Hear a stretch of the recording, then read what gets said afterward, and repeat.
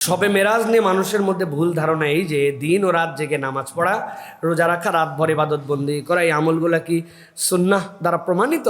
প্রিয় ভাইরা, আমাদের রাসূলুল্লাহ সাল্লাল্লাহু আলাইহি ওয়াসাল্লামকে আল্লাহ যতভাবে সকল পয়গম্বরের উপর সম্মানিত করেছেন, এর অন্যতম সম্মান হচ্ছে 7 আসমানের একদম যে শেষ আসমান পর্যন্ত পয়গম্বররা ছিলেন।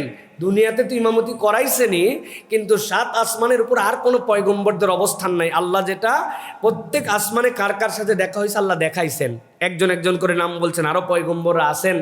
আল্লাহ সেইটা ভেদ করে আমার নবী সাল্লাল্লাহু আলাইহি ওয়াসাল্লামকে তার উপরে উঠাইছেন, সুবহানাল্লাহ। এমনকি কাবা কাউসাইনি আও আদনা, আল্লাহর নবীর সাথে যখন জিবরাইল আমিন সাথে সাথে যাচ্ছিলেন, উনিও সিদরাতুল মুনতাহাতে যাওয়ার পরে বলছেন, আমার আর যাওয়ার পারমিশন নাই ইয়া রাসূলুল্লাহ, আমারও জায়গা শেষ। আল্লাহ তাহলে ফেরেশতা, ইনসান, সৃষ্টি, পয়গম্বর সকলের উপরে আমার নবীকে উঠাই নিছেন, সুবহানাল্লাহ। এটা আল্লাহ রাসূল সাল্লাল্লাহু আলাইহি ওয়াসাল্লামের মর্যাদা।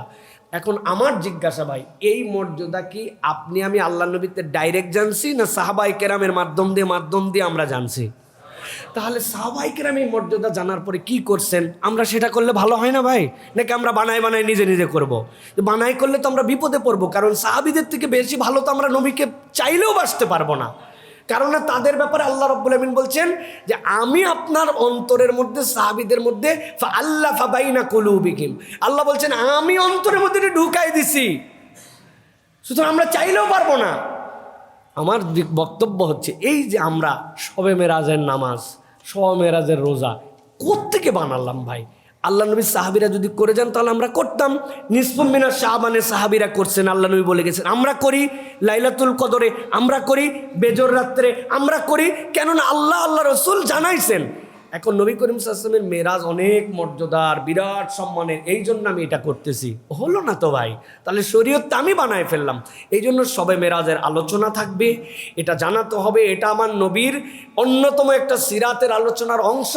পৃথিবীকে বিস্মিত জ্ঞান করেছেন আল্লাহ, এর দ্বারা পৃথিবীর সকল বিজ্ঞানকে আল্লাহ রাব্বুল আলামিন এর পায়ের নিচে ঢুকাই দিয়েছেন এই মেরাজ দ্বারা। এটার প্রতি ঈমান আনা, এটার প্রতি বিশ্বাস করে এটার আলোচনা করা, এটা আমাদের সমাজের মধ্যে জানানো জরুরি। কিন্তু এর জন্য নামাজ, এর জন্য রোজা, এটা সুন্নাহ দ্বারা প্রমাণিত নয়। অতএব আমরা ডেট তারিখ নির্ধারণ করে এটার থেকে আমরা বিরত থাকার জন্য চেষ্টা করব। এটাই হচ্ছে আমাদের জন্য দায়িত্ব। আল্লাহ আমাদেরকে বোঝার তৌফিক দান করেন।